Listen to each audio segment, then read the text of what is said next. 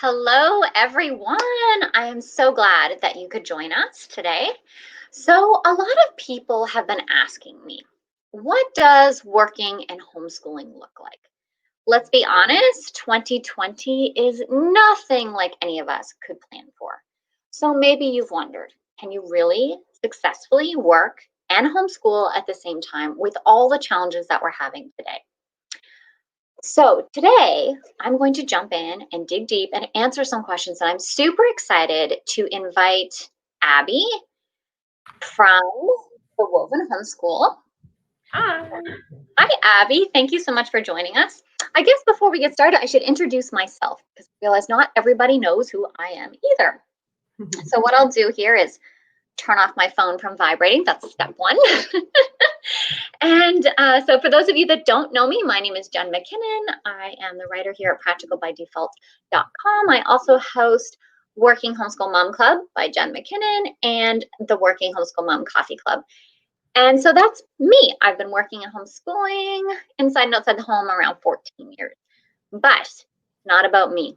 Today, we're going to talk to Abby. So Abby, can you tell us a little bit about you, about your family, and how long you've been homeschooling? Sure thing. Well, first off, thank you so much for having me.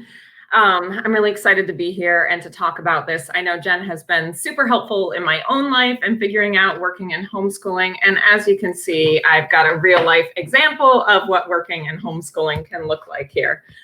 My littlest one has come to join me. So I have been married to my husband for 12 years. Together we have 4 kids. I was originally a music ed major and have over the years taught music in a variety of capacities. That's kind of my real life job. And my, as I call it, my not real life job, my pretend job is writing online. And so I've done that in different capacities. I've had my own blog. I've been a contributor to other websites, written articles for other websites and gotten paid for that. So I've been homeschooling now. We homeschooled from the beginning with my eldest, and we are now in our 6th year of homeschooling. So, you know, solidly in the trenches, in the thick of it. As you can see, we have another one coming up the line here. So before we go any further, I want to welcome our viewers, and I want to let you know that we are using StreamYard to do this live. So if you guys can let us know, can you see us? Can you hear us? Either give us like a reaction, a thumbs up, whatever works for you. Also, if you want to ask questions, we'll be taking a Q&A at the end. So go ahead and post those. You'll need to allow StreamYard permission if you want us to see your name. If you don't, that's perfectly fine. You'll just come up as Facebook user on our side. And that's okay. We'll just take a guess at who you might be. And we welcome that. So thank you for joining us. So we know that, you know, many people have been asking, can you successfully work outside the home and inside the home? You know, what happens if you have medical problems? What happens if, you know, COVID shuts your work down? What happens if, you know, all of these things? So that's what we're going to dig into. So let me start with the first question. So Abby, have you been a working mom right from the beginning? And if so, what did that look like for you? So mostly, before having children, I worked several part-time jobs. I was working more than full-time, probably 50 to 60 hours a week at different points. But then once I had children, I have always worked in some capacity. Sometimes it's been very little and sometimes it's been more. So it's looked like a lot of different things. Probably at the sort of lowest end of working, it's been working about 5 hours a week or so, you know, one night a week teaching at a local music studio. And that's usually been right after I've had my babies. Here, if you would like this, you may come over here. At the thickest points of life, it's been homeschooling and working probably about 20 hours a week outside of the home at a couple different studios, and then teaching my own private lessons, as well as doing gigs and performances and stuff like that with my husband, community music classes. So that were always the busiest points. Right now, what it looks like is a little bit of this all day long.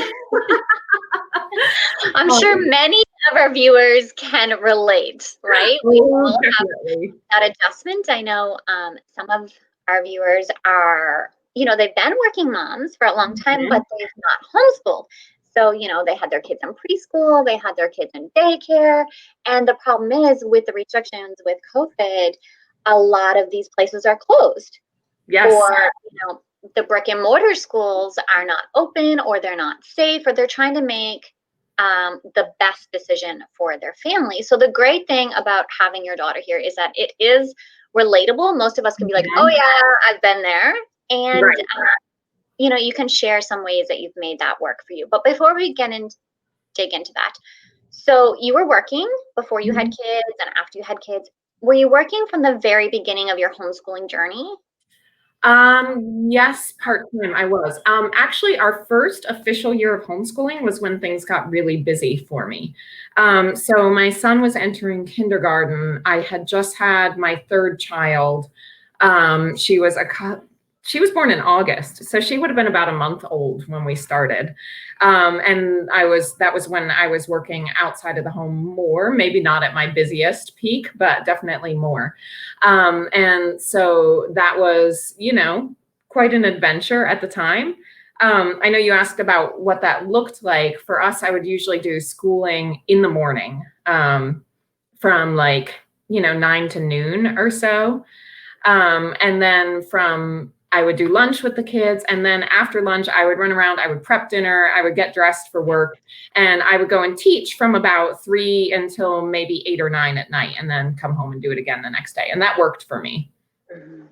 So I'm going to throw this question at you because it's going to be a question that people are going to have. What did you have for childcare? Because childcare is always the hardest part, whether you work at home or outside the home. More importantly, I suppose, if you work outside the home. But a lot of moms are struggling, how are they going to get things done working at home with the kids? So did you have childcare? Well, that's a big challenge. So, so my husband and I, at different points, we would flip-flop schedules. So he would come home and I would leave literally 15 minutes after he got in the door sometimes, and I would go to work then. Other times I would have grandparents. Both grandmothers would come over and they would sit with the kids for an hour or two until my husband could get home. We're very blessed to live near family and to have that help available. Sometimes I would be teaching lessons out of my own home. And when that happened, I would do a lot of what we're doing right now, honestly. I would just charge a little bit less. I would put on a show for the kids, the older kids, and the baby. I would often strap her in the baby carrier. I have been known to, around certain, older female students, nurse my baby while I am teaching them a voice lesson. I've just tried to make it work that way. I know it's a big challenge for people who don't have family around. And so I've been really thankful to have those people around for us. Yeah, that's a huge blessing. And I love that you shared a photo ages ago with me. Well, I shouldn't say ages, it's been within the last 6 months, but you had the baby strapped on the back and you were singing on the stage.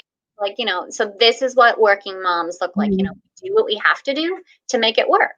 And I love that you shared that. Definitely. So from a working mom perspective, what would you say is the best thing about being a working mom? Because I know it's often people view working and homeschooling in such a negative light because it's a lot to juggle. I'm not going to say it's easy, working and homeschooling, because it's not. And I would hate to set someone up with that idea that this is going to be a breeze, and parenting isn't easy. So working and homeschooling isn't going to be easy. But what would you say would be positive things that impacted you and your family?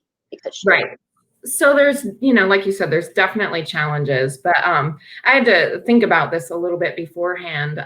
But to me, I think one of the best things has just been having a sense of contribution, both to myself and to my family. So I feel like that manifests itself in different ways. So in one way, for me, my work is very much tied in with my passions and my sense of who I am. I have always been singing for as long as I can remember and always been enjoying music for as long as I can remember. So for me, the fact that that gets to be part of my work is a huge blessing. And then, for my family, I think it can be a real sense of contribution, not only monetarily. I do get satisfaction from being able to bring in some money. It's just something that I personally like doing. But besides that, I also think it's really good for my kids to see that a mom can look like a lot of different things. And I have been, I would say at some points of my working mom journey, when I was only working one night a week, I looked a lot more like a stay-at-home mom. And right now I look a lot more like a stay-at-home mom too, because of, some different circumstances. Maybe we'll get to talk about, I don't know, between COVID and family emergencies this year. But the thing is like my kids can sort of see that, sometimes I am all home and there for them. And sometimes I have to run out and mama has to go to work. And sometimes mama has to practice her piano or her voice for a student or for myself. And I'm working on my own challenges, my own professional development, right? And I think that's really good for kids to see that adults have to do that too. Like we have our own things that we have to be doing in our lives to work on. So, oh no, did those come off? Should we fix that? Oh my goodness. So I love having that sense of contribution to my family in a variety of ways. I think it's good. Yeah, I think it's really good. And I love how you said, like, our children learn from our example, and they Mhm. need to know that mom has responsibilities too, Yes. to other people, to other things. And we recently had a quote or something shared from Facebook into our group about glass balls. I believe it was attributed to Nora Roberts, but don't quote me on that because it's Facebook and I didn't research it. So I Right. could be wrong. Right. But it's true, our kids are watching us, and Right. how many times have we seen our kids pick up our bad habits or our bad words, but they also pick up our good habits. Mhm. That's where they get their drive. And I love that your work, like you said, your work is your passions and it's tied into your self-care, and you are a different mom. You have mentioned that before, like your way of parenting changes when you're a working mom, when you're Mhm. following your passions, and it makes you a happier mom. Mhm. So those are all really positive things that I know many people may not consider when they're thinking of a working homeschool mom. Mhm. So I really appreciate that. Yeah. So what would you say then has been your biggest challenge when it comes to working and homeschooling? Well, I mean, there's a lot of challenges that go with it, the scheduling, the making sure your kids get enough attention, making sure that you stay sane when you're trying to juggle all these balls, right?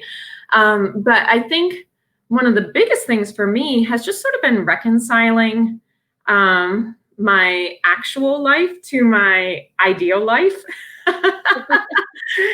I think sometimes we kind of think like, oh my gosh, if I could just like keep a more regimented schedule, then everything would be fine. Or if I just spent, 4 hours every Saturday afternoon prepping meals for the week, then I wouldn't be having this hassle every weekday. Or, like we come up with all these scenarios in our head of what would make it better. And I know I was just talking to you about this, how I'm not very good at like keeping a balance. And sometimes I get, kind of frustrated about that. And you said to me, well, what's wrong with sometimes you're more focused on homeschooling and in some seasons you're more focused on work? Yeah. And yeah, we have to keep a certain level of balance. But I think just realizing like it's okay to sometimes have life be messy. Like this is our real life, right? So we don't want to be spending all of our time focusing on what we wish our lives could be. Like obviously we want to be working towards making things work for us and improving things. But at the same time, I think that if I have struggled personally with just feeling a sense of contentment with where we're at, and just trying to make the most of what we're doing right now, so I think that's been one of my biggest challenges. Yeah. And it's a challenge that I think we all have. And that's that sense of balance. I'm always saying this. I feel like people are going to get sick and tired of me saying this, but balance is not equal. It just isn't. You can't Mhm. do everything in your life with the same amount of energy and time and effort because you'll run out of time and energy and effort. So Mhm. it's, managing your time is more about picking your priorities. And sometimes we're all in with our kids, and sometimes we're all in with work, and sometimes we do both in that day, and our house gets neglected. Something has to give. Yeah. So, yeah, finding a routine, finding a schedule, finding systems that work for us, it takes time. And I Mhm. always say, kids are great because as soon as you figure it out, they change. Yes. Yeah. Don't you wish they would just like stay for like maybe 1 year at a time so that you can kind of get into that groove? Yeah. So I'm going to throw out another question at you. You Sure. have, more than two kids. So I always find any mom who has more than two kids is like superwoman. Uh, So you mentioned earlier, how many kids do you have, and what do you find the key is to working in homeschooling with that many kids? Have you found anything that, has made it any easier? She's oh like, my, thanks. I don't know if I'm like your model mother to ask about this, but okay, so I've got 4 kids and they are almost 10, 7, 5, and the toddler. She'll be 2 in November. So have I found any keys? I honestly think it's gotten easier as time has gone on for a couple reasons. Number one, I think the more kids you have, the less sense of perfectionism you're able to hold on to.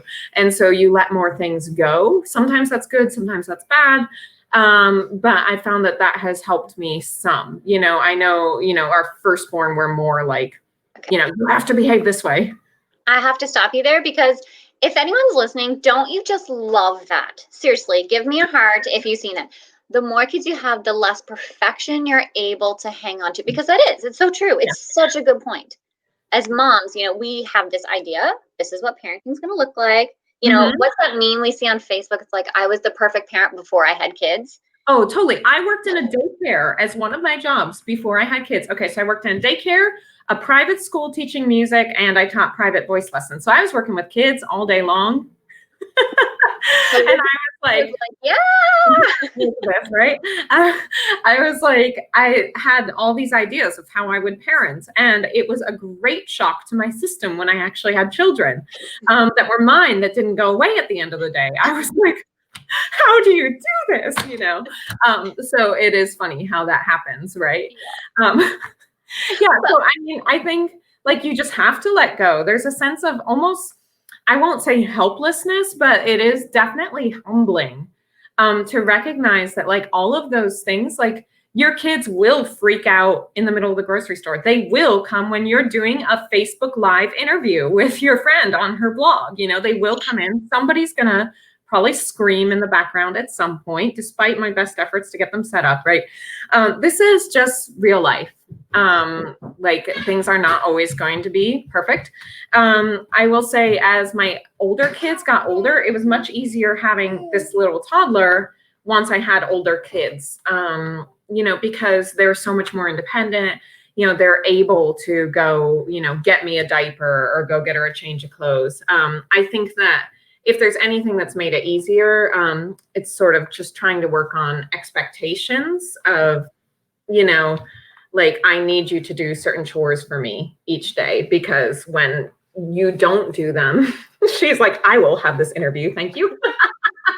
When my kids don't do those chores, it honestly takes me a lot longer. And it's a huge stress on me to have to clean up every night, all the stuff, right? Like, so if they have certain jobs that they just know, you just have to do this, it's part of contributing to the household, that helps. But I'm certainly not a model with that all the time. I'm not consistent with it all the time, but it's something we're working on, so. I don't think any of us are consistent with it all the time. Like, we're not model perfect. And what I really aspire to do is really keep it real. I don't, Mhm. because I've been that mom who scrolls Facebook. I've been that mom who scrolls Pinterest and Instagram, and you see all these perfect pictures that, Mhm. even though part of me knows this is staged or this is one snapshot of their real life, Right. it's still hard because we start adopting those ideas. This is what it should look like, but that's not Mhm. true. And Right. so having interviews like this, I think, are so important to our community here as working moms and homeschooling moms to see that, yeah, it's not always easy. We keep trying to do better, and that's really all we can do, but you can do it. Mhm. Exactly. So I'm going to ask you to reflect. What do you wish you had known earlier in your journey that may have made it easier for you? Well, probably a lot of things. That's true. There's still things I wish I knew. Um, I mean, I think one of the big things has just been recognizing that I don't have to, like the person, I have to live up to my own standards. I don't have to live up to anybody else's. And I think that's been a big thing. I've wasted a lot of my time as a mother in general, and then also as a homeschool mom and, working, sort of worrying about what other people do and what other people think. My own sense of self-consciousness certainly hasn't helped over the years. But, I think, there's people in my life who feel that, being a stay-at-home mom is one of the best gifts you can give to your children. There's people in my life who take a great amount of pride in their career. There are people who are very entrepreneurial and have launched successful businesses. And sometimes, to be totally honest, I feel like I don't quite fit in with any of them. You start to feel like you're not quite stay at home enough, or you're not quite career enough, or you're not quite successful as you should be as an entrepreneur. And so I think we're sort of saying, like, you know what? It doesn't really matter what anyone else is doing. What matters most is what helps our family to be whole and healthy, what works for us scheduling wise, what helps the kids to feel stable. And I mean, that can take a lot of trial and error, and it can change. And I think, to be totally fair, I think there's value in all of those perspectives that I mentioned before, right? The career mom, the stay-at-home mom. There's a lot of good ways to be a mom, and a lot of good ways to homeschool, and a lot of good ways to work. And like, what matters is that it's working for you. And so I wish that I just sort of embraced that earlier and didn't spend so much time worrying about it. But all I can do is move from here, right? And keep reminding myself of that. Do you need somebody else to wear them? You need somebody to put them on your head, right? Anyway, she's wearing my headphones here.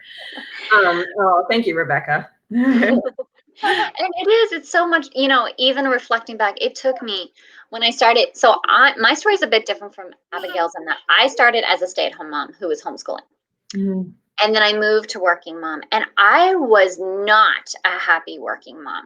I had mom guilt. I was angry. I was upset, even though I made the choice. I made the choice in my family that we needed to help things along financially, and I was the only one who was able to go back to work, so I did that. But it took me a long time because I was doing those things. I was looking at the all-career mom and saying, well, maybe that would be better, or the moms who put their kids in public school, maybe that would work better. And I spent so much time and energy and effort comparing instead of finding joy in my own life. Being happy and content, as you mentioned, with, what we have and what we're doing and what's working for us. And I love, love, love that you said it takes time and trial and error, because, we can share what we're doing. We can share what's working. But I think the key is for those watching to be inspired. You can't copy because your family doesn't look like Abby's family. Your family doesn't look like my family, but you can get ideas like, oh, okay. So, she said getting her older kids involved in the home, helping around the home was a way of taking some things off her plate, making them part of the team. And this was key in, reducing stress. So I think, you might be able to look at that and say, okay, how can I make this work for my family? So those were some really great points. I think she's going to be a singer like her mama. She might try. We've noticed her singing along with stuff, right? Yeah. No, it's so true. It's so important. And I mean, that's something that I tell people at first too. You need to be willing to just try things, and be okay with the fact that there's going to be a lot of things that don't work, and you're going to have to change things periodically. And that can be a really frustrating experience because we feel like, oh, we're not doing it right, but there's no handbook for parenting. Homeschooling, there are a gazillion handbooks, but I guess there are a gazillion handbooks for parenting too, if you think of it that way. But I'm just saying, like everybody has their opinion of how you should do it, right? But ultimately it's you and your family that matters. So Exactly. Yeah. So, like most of us, you have a lot of moving pieces. So, if someone came to you who's just starting out, they're like, Abby, I'm so excited. I got a brand new job and I just pulled my kids from public school, or, my kids are finally old enough, we're going to homeschool. What would you tell them? And I know you could probably go on for a long time, but what would give us like a couple things that you would tell them? Probably to try not to figure it all out at once. So I know one of the quickest ways to burn out for me was to try to do all the things with homeschooling all the time.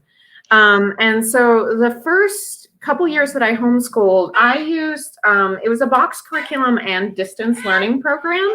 And it was great because I felt, really insecure as a homeschool parent, which is funny because I also have a master's in education. But again, it's just totally different with your own kids than it is in a classroom, And so, I found myself like trying to do everything every day and then getting so frustrated, like when certain things went slowly or when my kid wasn't getting a certain thing or like something must be wrong or I'm not doing this right or I'm failing because I'm not keeping everything up. And I don't think I ever had like an aha moment, but it's just been over years. I've just sort of figured out like this year, like I said, COVID kind of shut down my in-person job last year. And then, which gave me time to work online, but it's been some trial and error. Like when we started this school year, the first several weeks have really just been like finding our school routine. And then I'm going to be working on gradually adding in more back at home work as time goes on. For someone who already has a job, it's probably going to work the opposite, just doing your work job and gradually adding in an at-home routine, maybe adding in one subject at a time or just doing your core subjects and then seeing the other things as stuff you can do on the weekend, But again, like just get into the groove of one thing at a time, add things in as you go, as you gain confidence, and it's okay if you don't, again, it's okay to not know it all. It's okay to have to do trial and error, Yes, I completely agree. Starting out, I think so many people get caught up in doing everything fast. We want to do it all. But there's beauty and there's freedom in going slow, easing in, because it gives you and your children a chance to have that connection, but it also allows you to see what works and what doesn't. If you add everything at once, you aren't really sure exactly what's not working because you have all these new ideas and new things going at once. But if you add one at a time, then you're like, oh, okay, that one is not working. So we can, try something else. And the freedom of homeschooling is that you can do that. Right, exactly. Yeah. So, one of the things I love about you is your generosity and your desire to help others. It comes right from your heart. And as a heart-centered leader, it's a struggle to be there for others at the same time while handling work at home. Now, for those of you that don't know, Abby recently released an amazing step-by-step new course for new homeschoolers. So these are people who are brand new to homeschooling. Can you tell us about that? Like, why did you decide? Because you've already outlined, all the things on your plate. Yeah. And then you decided to add an extra layer because it comes from your heart. I know that because I've worked with you. But those that are watching may not understand it. So can you tell us, where did the idea come from? How did you find the time and energy to work on that while juggling all these things? Yeah. Sorry, this girl wants to talk about it too. Okay. So, honestly, I think it was after I was listening to some podcast. I can't even remember what it was on, but it just struck me. It was last November, so almost a year ago now, November of 2019, before COVID-19 was a word in our vocabulary. I was just thinking, like, I had a couple new moms in the area already. They had been like asking me for advice about how to get started homeschooling. And, so I found myself like, talking about, well, these are some of the things you want to think about. This is how you like go through the process of choosing a curriculum, all of that stuff. And it just like struck me one day. I was like, what if I put together something online for people doing that? Now, you need to go down for a minute. Yeah, you can do that with you. Yeah, so okay. Kind of, sorry. Being a mom, right? Ground. How could you? She wants to touch the buttons on the computer, which is, could be a problem. That works well. Yeah. Again. So if we get disconnected, we know that Willow has had enough and she's tired of us talking. No, that's totally fine. So yeah, basically I had just wanted to put something together. I had blogged before and had a website before, and I just sort of thought like, well, that could be something I could do that would help other women and hopefully help my own family too, both financially, and again, just one of those, like, it helps me to have something to dig into. Right. And so, it's something that had just come into my mind, and I had already started outlining it, and had been working on it. I launched the website, I think in February of 2020. And then I had been working on this course already, the whole outline, and I'd begun fleshing it out. And then COVID hit, and I was like, okay, I got to get this done. So it was sort of funny, the timing of things. But yeah, basically I just felt like there's so much information out there. And as a new homeschooling parent, it's just so much to wade through. So I kind of felt like, well, if you had sort of all that information, just what you need, not everything in the kitchen sink, but just what you need to get through, to help you get started on your own homeschooling journey and just have a little bit more confidence at the beginning. So you're not like having to weed through everything and second guess yourself all the time. That's really what I was going for with this. Yeah. And I remember, we talked about it. Abby and I worked together because she's taken a couple courses of mine.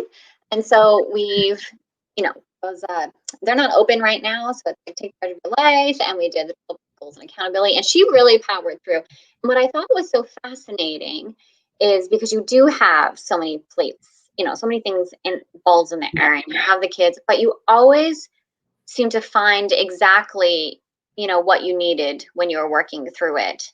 But again, there was watching that balance, right? So you would dig in with the kids.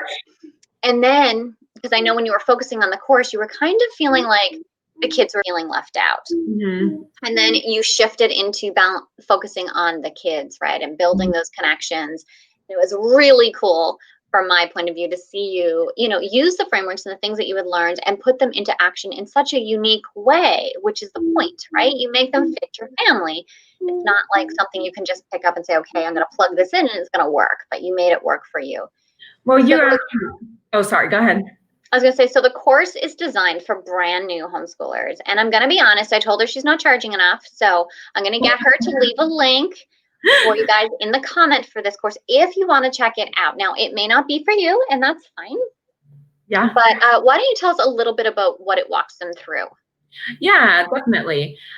So this basically just walks you through everything that you need from the beginning. I'm going to read it over here, just so I don't forget anything. So the course is called How to Start Homeschooling. I'll tell you now, but I'll leave the link after. If you just go to wovenhomeschool.com, there's a tab that says New Homeschoolers. And from there, you can click over to find the How to Start Homeschooling course.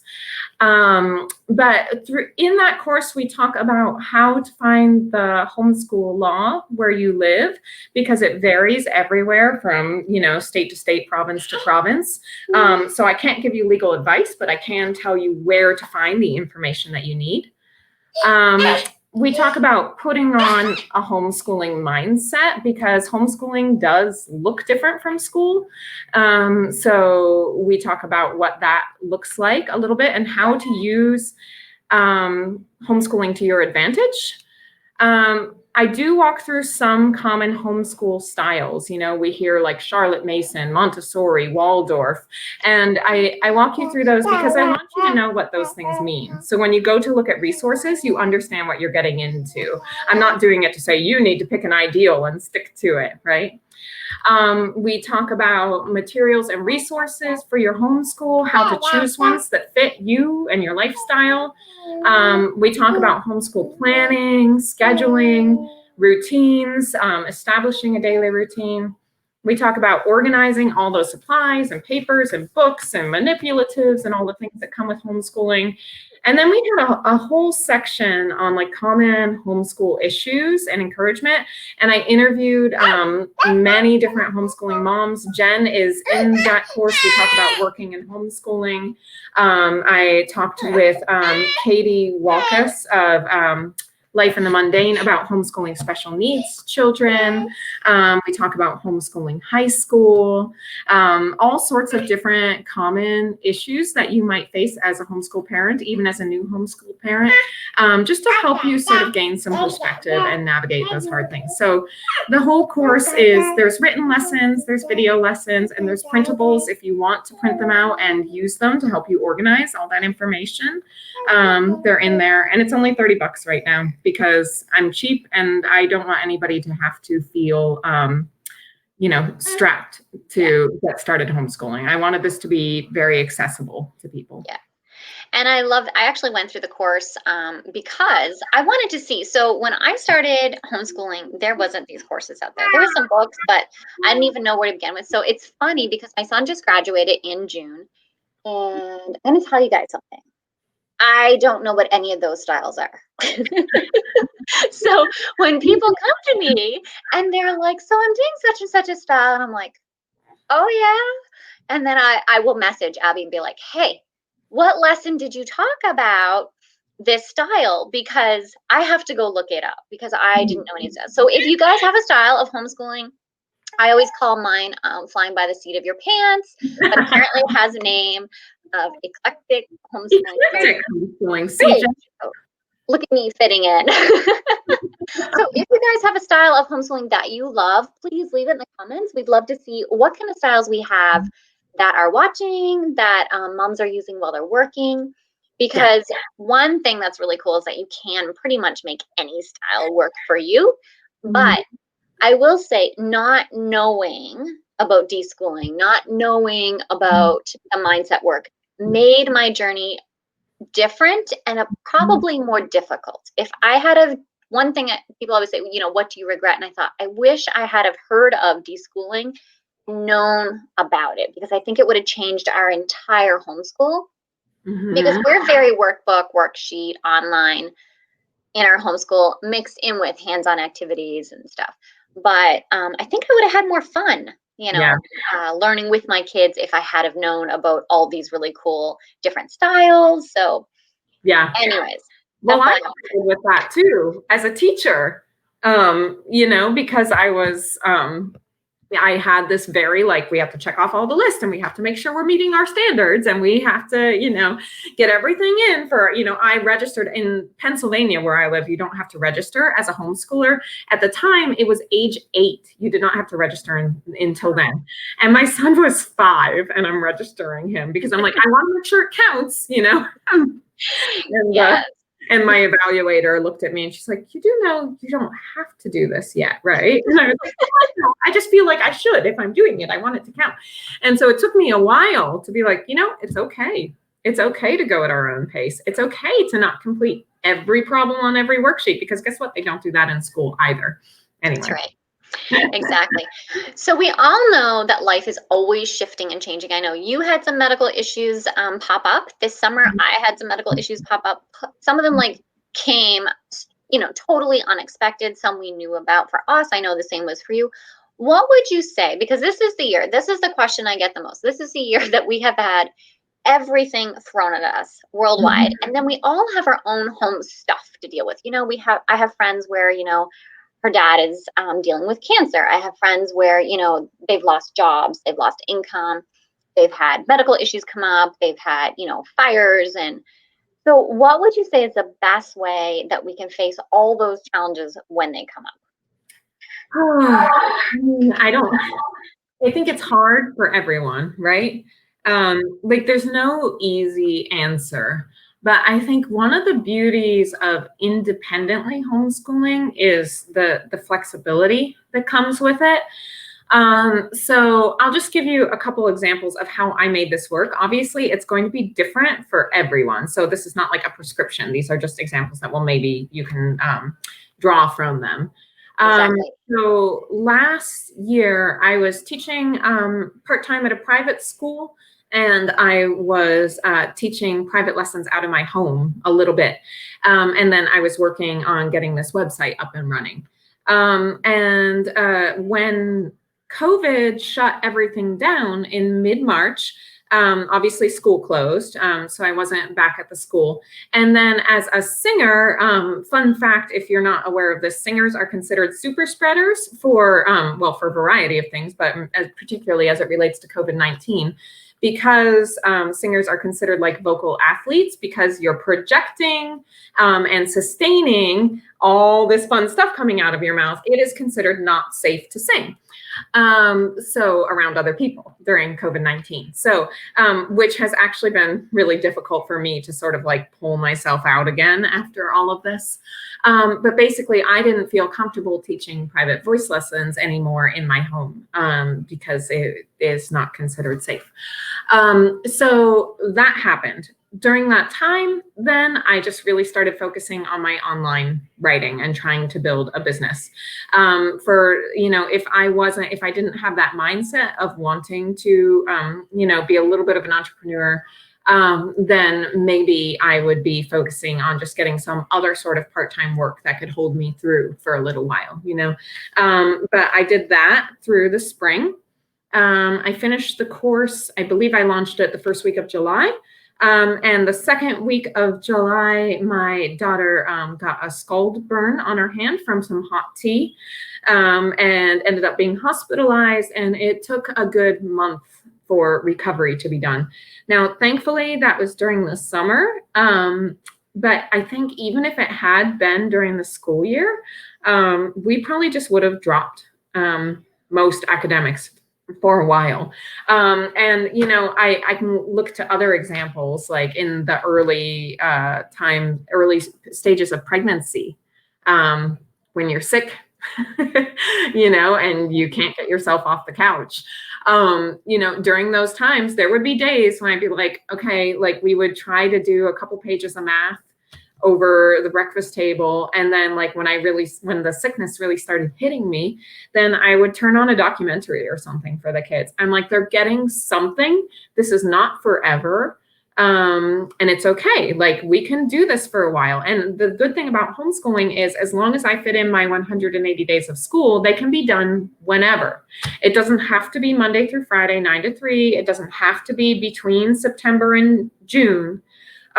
So I can do this. If we miss 2 weeks now because I'm throwing up every day because I'm sick, then I can do that another time. If I send my kids to a camp, some sort of STEM camp or something during the day, then that can count as, your homeschool requirements for that day or whatever. So I tried to find other ways to fulfill those requirements to help me get through that time. Now that we're coming out, I also had another family member land in the hospital shortly after my daughter was like almost all the way healed. I was like, this is not my year. Not my summer. It was okay. It ended up not being a big deal, thankfully. But it took me a while. And so because of that, like I just had to be honest with myself and my own limitations. Just to be vulnerable here, like, I was really struggling at the end of this summer. And I just had to say, like, you know what?